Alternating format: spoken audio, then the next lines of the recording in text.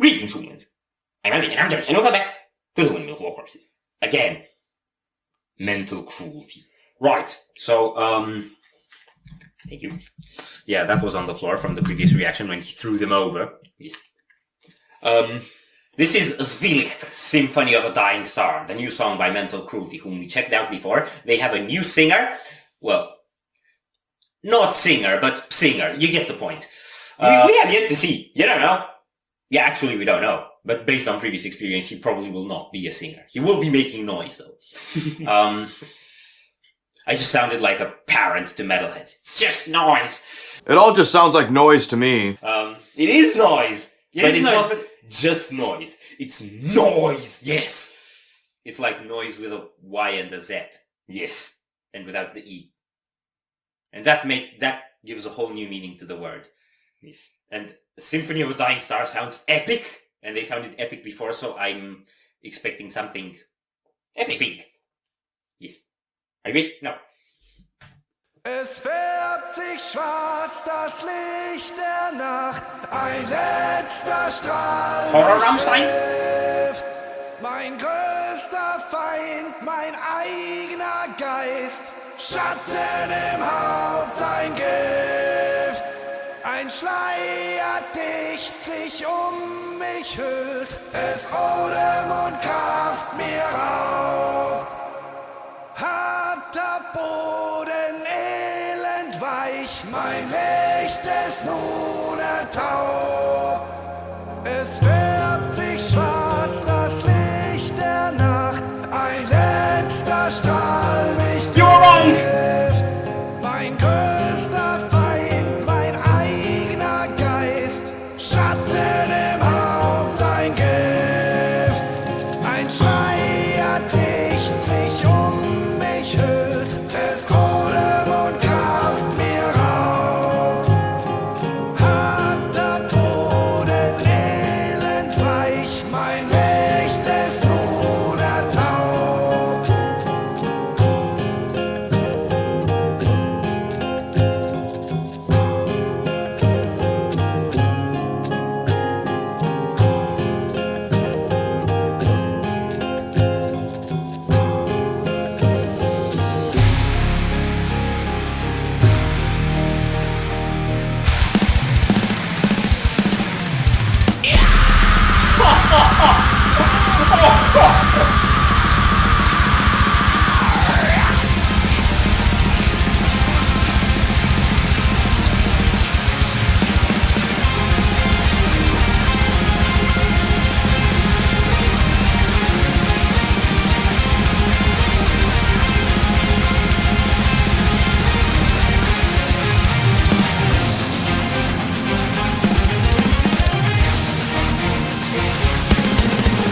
Leisure is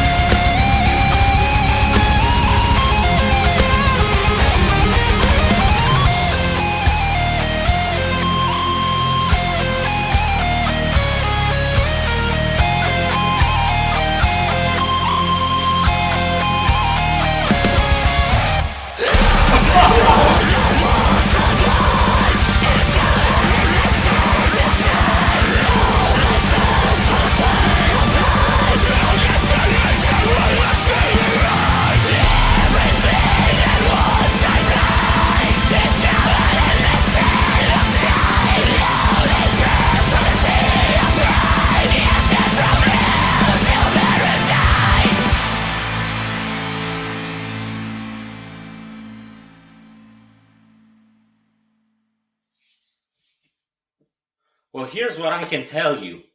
After this symphony, if I was a star, I'd be dead.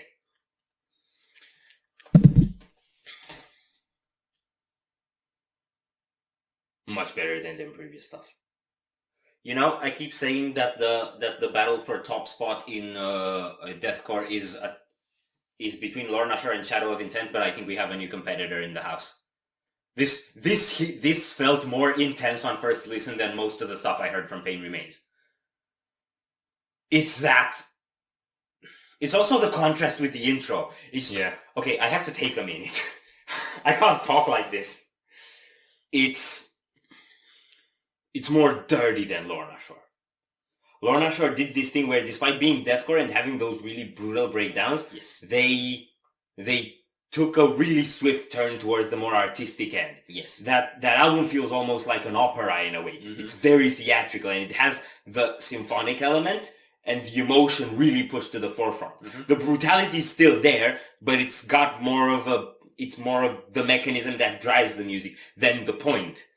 Now, I'm not saying this is only brutal.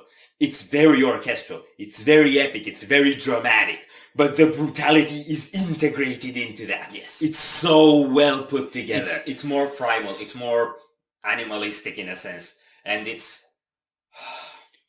Okay, so the intro sounded like... Aside from the fact that it had howling German lyrics, the harmony felt like freaking The Islander by Nightwish.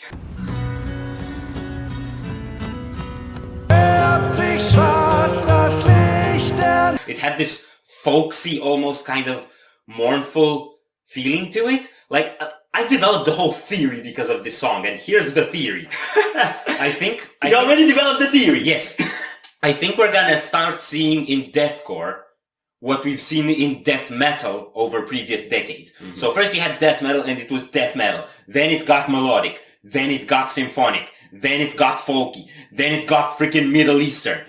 We've had a first wave of deathcore with the likes of Die Artist Murder and stuff, and now the new wave bands are starting to bring all sorts of other aspects into it. We've had the symphonic element with Shadow of Intent and Lorna Shore. We've had storytelling with Lorna Shore. This is folky. And it's almost like Tolkien lore, like he looked like he was crawling out of the dead marshes, which Frodo leaped into because he's an idiot.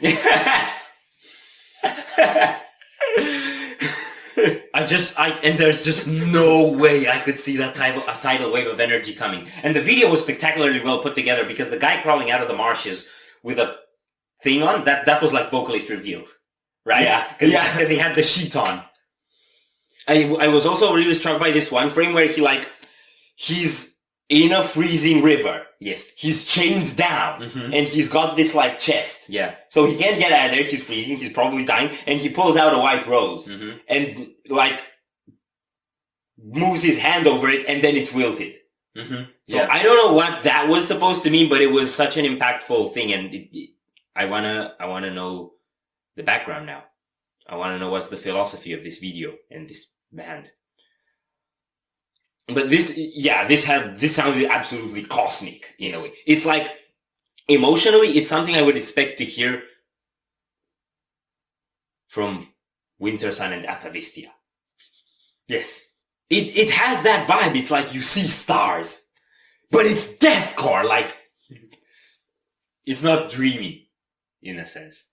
It does take you away, but it doesn't take you away to lands of fairy tales and dreams. It takes you away to somewhere else entirely. And again, I love that they didn't have a breakdown for the sake of having a breakdown. I'm not even thinking anymore of that. That breakdown was a part of the song. Yes. That had artistic meaning. It was a shift in pace, it was a shift in emotion, it got dramatic, and then it peaked back up gradually. You're already confirming my theory. When before has ever anyone said the phrase breakdown and artistic meaning in the same sentence?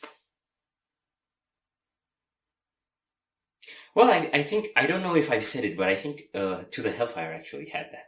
Because, there's a philosophical meaning behind the breakdown in To the Hellfire. It's death. Oh, nice. That's a very short philosophy. Good.